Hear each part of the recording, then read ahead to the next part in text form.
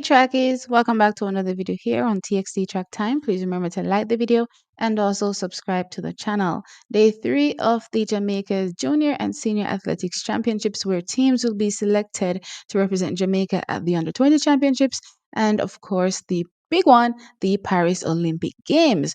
Well, I'm gonna get into who qualified for the events for the finals and who I think would potentially take top 3. And I'm going to kick things off with the women's 100-meter hurdles because we did see some fireworks in that event. Now, I'm just going to go over who qualified and then I'm going to tell you what I thought about their actual semifinal race. Now, qualifying was Ackera Nugent and she ran a 12.46 seconds, and this was done in a negative 1.1 meters per second wind. Also qualifying was Mega Tapper. She ran a 12.71 seconds, and she did this in a negative zero point 0.6 meters per second wind. Daniel Williams ran a 12.57 seconds, done also in a negative 1.1 meters per second wind. Demisha Roswell qualified with a 12.76 seconds, done in a negative zero point 0.6 meters per second wind. Onika Wilson also qualified with the same time, 12.76 seconds, but this was done in the negative 1.1 meters per second wind. Then also qualifying was Janique Brown. She ran a 12.83 seconds, done in a negative zero point 0.6 meters per second wind. And Amoy Brown also qualifying with a 12.86 seconds, done in a negative zero point 0.6 meters per second wind. Now, as you can clearly see, the name of the game on the third day was negative wind, apparently, track is. But I have to say, I did recognize some very, very impressive performances coming out of these women's 100 meters hurdles. And let's start with the first semifinal with Ackera Nugent and also Daniel Williams. This one was a blinder of a race between both athletes, right? Both of them actually didn't get the better of the start in this race. However, their technical application in the race was absolutely phenomenal. Coming out of the blocks, Ackera pretty much led Daniel out of the blocks, and it pretty much ended that way with a 12.46 versus a 12.57. But as I said, what was really impressive about this run was that it was done in a negative 1.1 meters per second wind. And track is, this was just the semi-final. And when I looked at the girls after the race, they didn't look winded. They did not look winded, which means that get ready for the finals because we are going to get a blinder of a performance, in my opinion, in that particular race. Now, also, running a good race, the person who got the better of the start in, the heat one with Ackera Nugent and Daniel Williams was actually Onika Wilson, and she ran a massive personal best, 12.76 seconds. Now, I've been talking about her all season collegiately and saying she's been having, the season of her life, and she pretty much carries that through here to the national championships and makes it to the finals. So I'm interested to see what she'll be able to do in the finals, considering again that this was done in a negative 1.1 meters per second wind. Now, Megan Tapper, semifinal 2. Man, she always turns up. As my sister always tells me, never count out Megan. And she turned up again and she walked away with the win in her heat.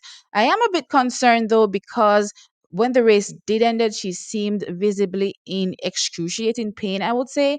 So I'm hoping that, this holds through for the final and she can at least make the team. But yeah, I do have some concern there as well for Megan Tapper. I'm hoping that she's able to hold up for the final round. Next to her in her race was a Demisha Roswell, and I thought Demisha Roswell had a great qualifier as well. She's recently gone pro, and I pretty much enjoyed Demisha Roswell's run. She ran a 12.76 to finish behind Megan Tapper's 12.71. Really like that. And I also liked, Jenny Brown coming through as well. Seems to be returning not anywhere close to her previous best, but at least we're seeing signs and indications that she is coming back. She qualifies with a 12.83 And Amoy Brown as well qualifies with a 12.86. So MVP really coming through, with a few athletes there. I did expect, some of these athletes to be having a breakout season this year. And yeah, it was a tough qualification, and they are the ones that made it through. And I'm looking forward to an excellent final. Not making it through, though, is Brittany Anderson. We all know she struggled last season. She did major surgery and is coming back. Not, good enough to make it this year, but we know that, she's not 100% just yet. So we're just waiting until the next championship year, which is 2025. And we're hoping to see Brittany Anderson, the national record holder, be back to her absolute best in that year and come to strike, for another position on the team. Now, I was also looking out for Yannick Thompson in the qualifiers. However, she didn't seem to get going at all and finished a bit down, running at 12.97 seconds and did not make it into the final. So, Chakis, that is it for the women's 100-meter hurdles. I thought the races were phenomenal, and I do expect a phenomenal final, especially a real solid throwdown between Ackera Nugent and Daniel Williams. I believe those athletes, barring any mishaps, and Chakis, I'm praying there are no mishaps for any athlete. I do expect them to go 1-2. Third will be very, very interesting because Megan Tapper always shows up, as I said, and I don't want to counter out at all. But I am eyeing likes of Demisha Roswell and Onika Wilson as well that could probably pounce in the final. So let's see how it goes. And any other athletes actually in the finals can, pounce. Once you have a lane, you have an opportunity, right? So I'm excited to see what will happen. But I am gonna say my top two are Ackera and Danielle. That's my expectation. And I do expect a really, really fast time. I'm hoping the wind, I'm hoping they get a good wind tomorrow.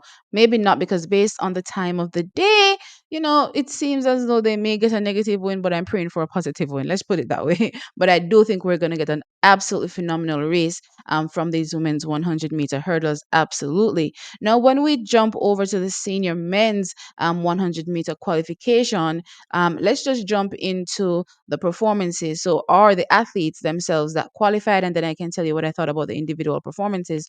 So, we had Orlando Bennett qualifying with a 13.28 seconds, Rashid Broadbell with a 13.32, Hansel Parchment with a 13.42, Tyler Mason with a 13.30, Omar McLeod with a 13.34, Jerome Campbell with a 13.50, Odario Phillips with a 13.47. So those are the athletes that make it through to the finals, and quite a few, of course, because we do have a deep field in the men's 110-meter hurdles, trackies, and yeah, quite a few athletes did not make it through. But yeah, these are the ones that qualified for the finals. So what did I think about the running? Well, Orlando Bennett and Tyler Mason were in the same heat. I thought it was a good execution from them both, running a 13.28 and a 13.30 respectively, to signal their intent to any of what we would consider the big three, to say, hey, we are also here to challenge for one of those spots.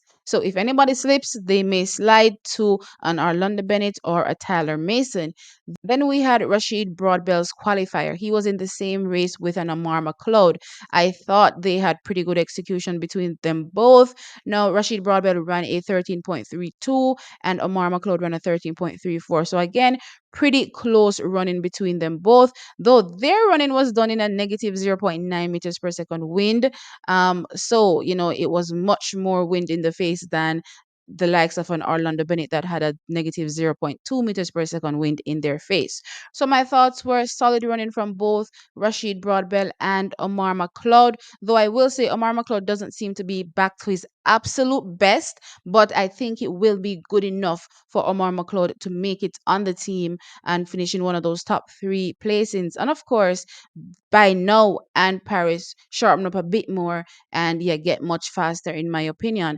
And then we get to hands of parchment, typically doing hands of parchment things, and coming from behind for the win for that 13.42. What I will say is that I was impressed by Jerome Campbell's start. He really led the field, and of course, hands of parchment had to come back on him.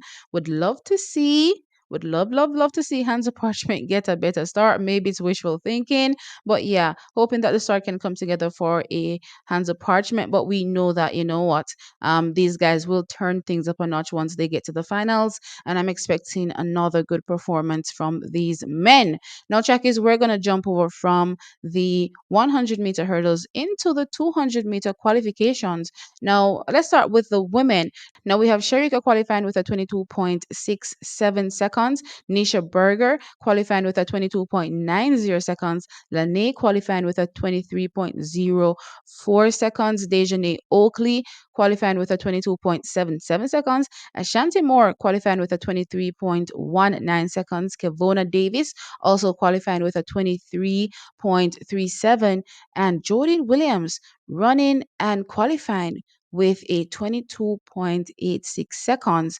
Now, missing out, unfortunately, is Natasha Morrison. She ran at 23.19 seconds, and Brianna Williams at 23.54 seconds. For Brianna Williams, Trekkies, I thought she ran the blinder in the first 100 in the women's 200 meters. Had it up to, I believe, a 180, and then, lost momentum, you would say, towards the line. But check is also, this was done in a negative 1.1 meters per second wind. So really, really tough for a Brianna Williams. Now, back to the athletes that did qualify. We have Shericka Jackson qualifying with a 22.67. I thought she looked very, very easy. This was done in a negative zero point 0.9 meters per second wind, might I add, right? But I thought she looked very, very easy. Just did enough to qualify, gauge the field perfectly, and didn't do too much, or at least more than was required to qualify. Very, very easy qualification from her. Now, we had Nisha Berger. She ran in a negative 2.0 meters per second wind, and she ran at 22.90 seconds, and she looked very light on her feet. Loved the execution, trackies, and we have to keep an eye out for her in terms of who will take one of those top three spots, because I did think her qualification was pretty good. Now, we also had Lane taking her heat, and she ran at 23.04 seconds, and she also ran in a negative 1.1 meters per second wind. Now, for the other athletes, Dejane Oakley, she ran with Shericka with a 22.77. Great execution, in my opinion, great time as well. Ashanti Moore is also there with her 23.19, done in that negative zero point 0.2 meters per second wind. Kevona Davis is also in the conversation as well, 23.37 in a negative 1.1 meters per second wind. And also Jodine Williams with her 22.86. Based on the qualification trackers, I will say clearly, hands down, Shericka is definitely the favorite, right? I am very much interested in a Nisha Berger, right? And I'm also looking at as well as Lane, because Lane looked well within herself in terms of her qualification. And Nisha Berger just looked very light on her feet. I was quite impressed. So even though we have athletes that went faster, I do think Nisha Berger looked a bit more impressive. And especially, again, this was done in a negative 2.0 meters per second.